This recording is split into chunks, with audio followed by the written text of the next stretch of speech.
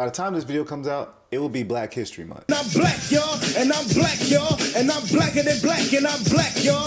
I'm blickety black, blacker than black. And I wanted to commemorate the month by doing a video about one of the most popular animated TV series with a predominantly black cast. If you haven't noticed by the thumbnail or the title of the video, it's Static Shock. We're gonna be talking about Static. For those who might have the misfortune of never seeing the show, Static Shock was a series that came out in the early 2000s about a young teen named Virgil Hawkins who gained electric powers and would use those powers to become a high-styling, roast-mastering, electrifying superhero. Don't forget, he was quite the intelligent guy, like someone else we know. I know. Just like your boy right here. Excuse me? Let's not get into this. But yes, Virgil is also highly intelligent. All of these traits made Static a great character that many 2000s kids would love to watch early every Saturday morning on Kids WB. Hey boy, you know them kids don't know nothing about no Kids WB. Okay, I might have dated myself a bit, but there's Google. Y'all know how they look stuff up. But I digress. Many 2000s kids loved Static for all those things I mentioned earlier. But for Black 2000s kids, like me, it hit different for us. It was more than just loved, it is goated. Since the series ended in 2004, there are still whispers and hopes every 2 to 3 years that there will be a Static Shock movie or revival of the series, and each time there's a discussion on which young black actor will play Virgil. This lets you know just how influential the series is. After more than 20 years since its ending, people are still fiending to see our witty, smart-mouthed, super teen fly across our screens once more. Personally, I am one of those people whose hopes get up when we hear any news about Static returning in some way. Luckily right now in the comics, DC is currently releasing the Batman/Static Beyond crossover, but let's be honest, it's not the same as having him on the screen. But why do I and so many others like me want him up there so badly? It's not like there aren't other cool heroes who fit many of the characteristics of Static. Hell, many people say that Miles Morales is Marvel's answers to filling that role that Static left vacant. However, even though I love the character Miles, especially in the Spider-Verse movies, he's still missing something that Static will always have over him. And what's that, you may ask? Static is unapologetically black. And I'm black, y'all, and I'm black, y'all, and I'm blacker than black, and I'm black, y'all. Now, I'm not saying this because Miles is half Puerto Rican. Just because he's half Puerto Rican doesn't mean he is not black. If you are half black, I repeat, you are black. Also, Puerto Rican is a nationality, not a race, and his mom is Afro-Puerto Rican, so still black, especially if you are displaying these African phenotypical traits. Even if you or some other people who are clearly ignorant say you aren't, the powers that be will surely let you know that you are in some way black. Now, the reason I said what I said earlier is because the Static Shock series and the comic it was based on speaks on black issues. It represents black culture in a way that I or many others have not seen in a kid's superhero show. Hell, I'll be bold enough to say that I haven't seen representation like that in most forms of mainstream media to this day. This representation of the culture is what makes Static Shock series so influential in the heart of many young black millennials. I am one of those black kids who watched this show looking at a character that I felt represented me, and I could see myself being a hero just like Static. So, if you don't know who I am, I'm Arrow, and this is my space. So come on in and relax while I discuss the reason how and why Static represented not just me, but black culture overall. You see, this is the point I would tell y'all that there was spoilers ahead, but honestly, if y'all haven't seen it by now, it is what it is, bro. Yeah, I'm on that too. It's been 20 plus years. I think we've passed the point of needing to give a spoiler warning. Like I was saying earlier in the video, the Static Shock series is based off the Milestone Comics signature series Static. Even though this video will mostly be referencing the Static Shock animated series, I will speak a lot about the comic in this portion of the video because I still want to give a proper background of how Static came about and why blackness is such an integral part of the series. Static was made by Milestone Comics, which was founded in 1993 by 4 African-American artists and writers named Dwayne McDuffie, Dennis Cowan, Michael Davis, and Derek T. Dingle. These 4 came together to create Milestone because They wanted to create stories and characters that will reflect the experience of underrepresented communities. There were stories on different Hispanic groups, homophobia, and even would be one of the few American comics that would have an Asian American lead. Although Milestone would display multi-ethnic representation and have more diversity in one panel than in comparison to the whole DC roster, its primary experiences and issues that were highlighted was of the African American experience. Because of this, one of the co-founders, Dwayne McDuffie, would co-create a comic series about a teen that would discuss the real issues in the community, such as racism and classism. He would also make sure the character was not a stereotype and make him heavy into science while still being a product of the community. This character would come out in Milestone's first wave of comics in '93 and would later be its breakout hit, Static. Like turning on lights in a roach motel. One could say his comics were too electrifying. Oh yeah. Yeah, Professor. Many people could say that because this sparked... You see what I did there? Yeah? Huh? This guy gets it. This sparked the makings of a future animated series later to be released to our TV screens on Kid WB in September 23rd, 2000.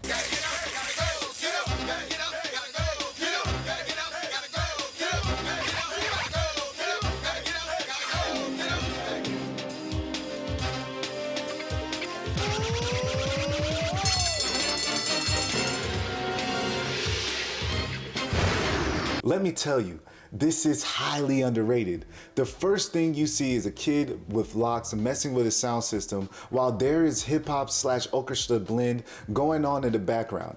It was something unheard of at that time. Having your main character be black was already crazy enough, but him having locks in 2000? I know now locks are seen everywhere, but during this time, the only acceptable hairstyles for black boys were these.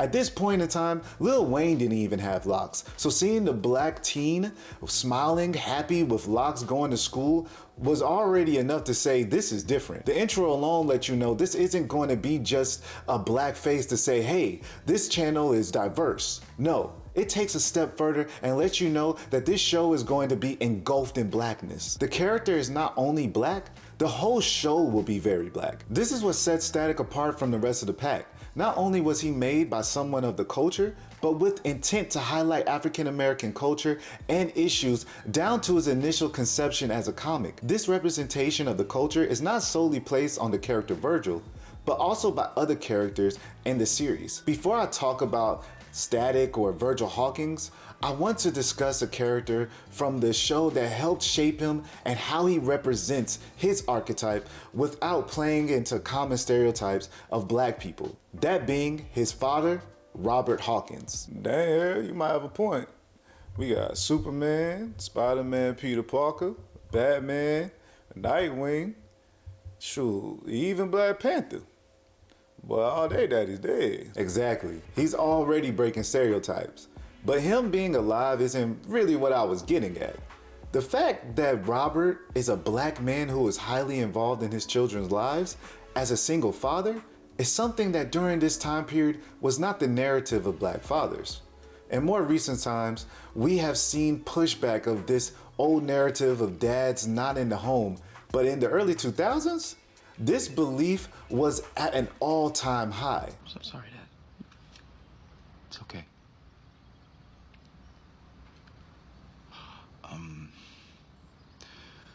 Looks like we're out of milk. I'll be right back. But Robert was not just a good role model for his children, he was also a role model for the community. Robert is a hero in his own right, with being a manager of a charitable foundation called the Freeman Community Center. He's helped with housing the homeless and is a huge advocate of stopping gang violence. His advocacy in stopping gang violence is probably his most passionate one due to his wife and mother of Static being killed by a stray bullet from a gang member. This incident only made his resolve more stern in his fight to save the youth from gangs. Like I said, the man is a true hero.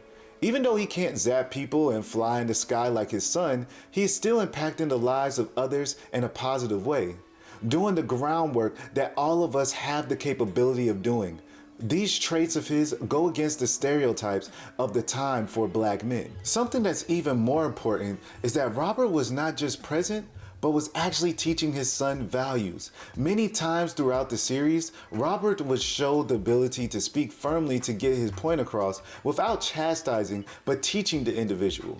He would also demonstrate in front of Virgil how to stand up for the community, such as when he starts speaking at a city council meeting, asking the mayor what the city is planning to do about these bang babies that have been terrorizing the city for a while. Virgil sees this and makes jokes about his father berating him in the same manner at home, but you also see him looking proud of his father. He is able to see someone who clearly cares about his community and will fight for the little guy. Virgil clearly respects his father. This type of respect he has for his father is not because he's this tough macho guy who bends people to his will, but because he is kind and helps others. This gives a template for Virgil on how a man should be and why he too is compassionate with others. This is something he learned from his father, from not just words, but from his actions. See, this is how OG's supposed to move, man. Yes, he was a man of true value. Someone who understands stewardship towards his community. All of what both of you are saying is what McDuffie wanted us to see in a black father. Countering these stereotypes of black men and showing examples of how a father should handle tough situations with his children by having honest discussions with the goal of instilling values of integrity and servitude for the community. Now, while Robert was out here influencing Virgil to be the man and the hero he is today, Virgil was out here influencing us. The name's Static. I put a shock to your system. All right now, we're here to the man, the myth, the legend. Come on, Daryl, you got chill on the meat riding, bro. Man, nobody could just be a fan of something. Anyways, as I was saying, we have finally made it to the main reason why I created the video. Static. Just like his father, Virgil is kind, principled, and has a strong sense of helping his community. These traits already make him someone to be revered, but another thing that he shares with his dad is breaking stereotypes. You see, at this point in time, we are only 4 years from Clinton calling young black men super predators, and the general public view of a young black teen looks something like this. White people patrolled by the trigger-happy LAPD. So you tell me, why aren't we scared? Because we got guns? You could be right. Get the fuck out of the car! Give me the keys! Come on, hurry up! Okay. Get down! Yeah, ridiculous, I know. But this was normal to see on TV. These depictions had people outside of culture believing or confirming biases that every black male was like this, and even some black people started to internalize these depictions because this is all they see as a representation of what it is to be black. But then you have a show like Static showing young children the opposite. You see a black teen that is really into science. He uses his brain over brawn when he battles opponents, and he expresses his emotions in a mindful way. This was not the usual media representation of a black teen. This was something different. It was against the agenda of what the powers that be wanted others to see, what it wanted young black boys to believe about themselves. It was the truth. Truth that not every black person is this hard shell, really cool but dangerous super thug who is genetically prone to violence, but instead, people that have many sides to their culture and are not just made up of the antisocial personalities of society. Instead, with Virgil, you see compassionate, intelligent young man that is the hero of the story. One of the other big stereotype breakers Virgil has is that he is a nerd with a capital N. At this point in time when Static Shock came out, black nerd representation was at an all-time low. It's not like now with people like RDC World and Donald Glover, who has helped to make black nerd culture be cool. Back then, if you read comics, watched anime, read books on a regular basis for leisure, or were into the hard sciences, people would say, That's some white people shit right there. During this period of time, the only black nerd people recognized was Steve Urkel, who was this really uncool teen that dressed like he was 80 years old with high waters and suspenders. Steve always came off as a non-realistic gag to me, having a juxtaposition of a black guy that is normally seen as the pinnacle of cool, but in an ironic fashion is a hyper nerd caricature. This was not Virgil. Virgil was more akin to another TV black nerd named Dwayne from a different world. He, like Virgil, were realistic versions of black nerddom that I and many of fellow black nerds see in our day-to-day. Dwayne, like Virgil, was into STEM subjects, dressed like he was with the times of his culture, and was able to carry a conversation with the opposite sex without making them run for the hills. You know, I've been called a nerd myself, but I'm more like the Virgil and Dwayne type. Like them, I've had a few rendezvous with some damsels myself. Okay, I didn't picture you as a more Dwayne or Virgil type of nerd, but come on there, stop skirting around it. You know that boy don't be pooling. Bet I could pull that beanie off your head. Boy, what you say? Hey, that's enough, you two. Let's get back to why people are here. Here, check your boy. Check your credit score. Hey, enough. Y'all doing too much. As I was saying earlier, Virgil is not this caricature of a nerd, but a real one. And this representation was so much needed for young black nerds in America. Even if you're not a nerd, it was still great to see a black teen boy not trying to be a tough guy and actually acting like a kid who was raised by a good parent. Unfortunately, in the community, hypermasculinity is propped up as the true way of being a black male. Since young black boys want to become strong black men, they end up mimicking these images of what is pushed out in the media as the only way that black men should be. Black boys from the suburbs, rural areas, and inner city all are exposed to the same media that tells them, see, this is who you are.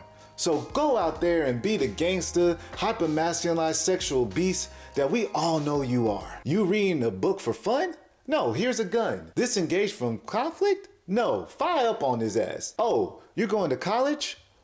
Oh, what school you playing for? These are all the ways society wants black people to act because these are the stereotypes that confirm racist beliefs.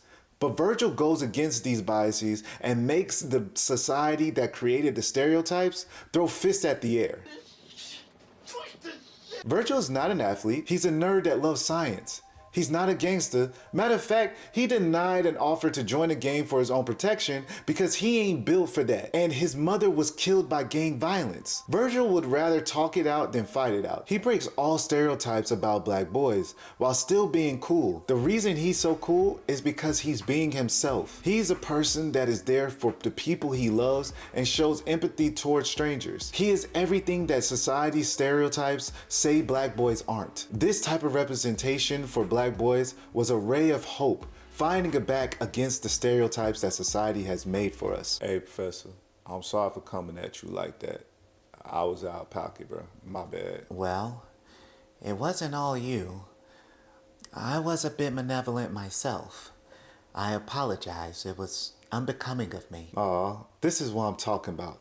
Two black men making amends. Man, chill. You know me and that boy was always gonna be Gucci. Yeah, big bruh. You're like my brother from another mother. You two forgiving each other makes me happy. But if you believe in stereotypes of black men, then you wouldn't see this coming. Instead, you would think they will be fighting each other. That's the thing.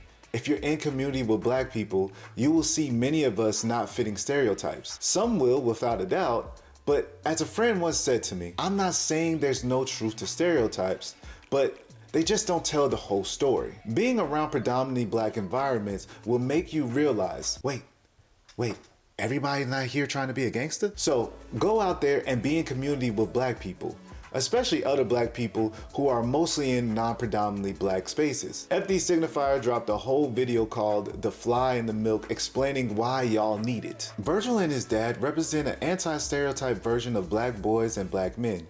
But the world of Static Shock itself represents black culture and some of the issues we face as a whole. The Static Shock series is one of the few shows, if not only kids show, of that time tackling the issues of racism like in the episode Son of the Father. Now, I'm not going to act like it shows the most in-depth or thought-provoking dialogue on the topic, but for the early 2000s on Kids WB, this was like putting Malcolm X on the show Friends to tell them how racism allowed them to get more love by the network than living single. X gon' give it to you. He gon' give it to you. X gon' give it to you. He gon' give it to you. This episode shows Virgil's best friend Richie's dad being revealed as a racist. During the episode, we see how this revelation impacts Virgil and even how Richie is utterly embarrassed by his best friend finding out about his dad's true nature. We observe how Richie's dad is blinded by so many many racial stereotypes about black people that he can't even fathom that Virgil and his family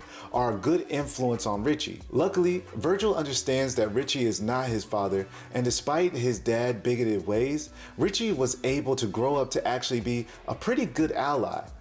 Except for his terrible AAVE that he would use constantly in a cringe way, even for his time. Now what? Go ahead, Static.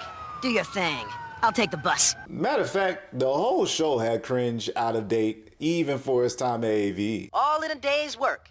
If your job is being Dakota's funky fresh hero, that is. I promise y'all, nobody was saying funky fresh in the 2000s. The episode wraps up with Richie's dad learning his lesson after Robert gives him a good MLK type speech about his racism, and Static helps rescue his son. At the end of the episode, Richie's dad comes to respect Virgil, and now his racism has been erased. Yay! Yeah, like I said, not the most in-depth, and honestly, the pessimism in me tells me that Richie's dad racism isn't really gone, but he probably just saying to himself, well, I guess these are some of the good ones, I say. But even that's a step closer out of racism, I guess, right? Right? Yeah, this could be a step. Or he's just hiding it better, whichever one. Like you said earlier, Errol, it's a kid's show, so don't worry about it too much. I know. But anyways, this is what I mean by Static Shock series understands the assignment. Other shows of its time would act like, yeah, we live in a world in the US where racism doesn't exist. But because the creators were adamant about speaking on black issues, they did not shy away from it, and addresses a serious topic like racism in the first season. Static Shock series would also bring up the topic of gangs in a more nuanced way than one would expect from a kids show. As I said before, Static was invited into a gang so he could be protected, something that a lot of people don't understand.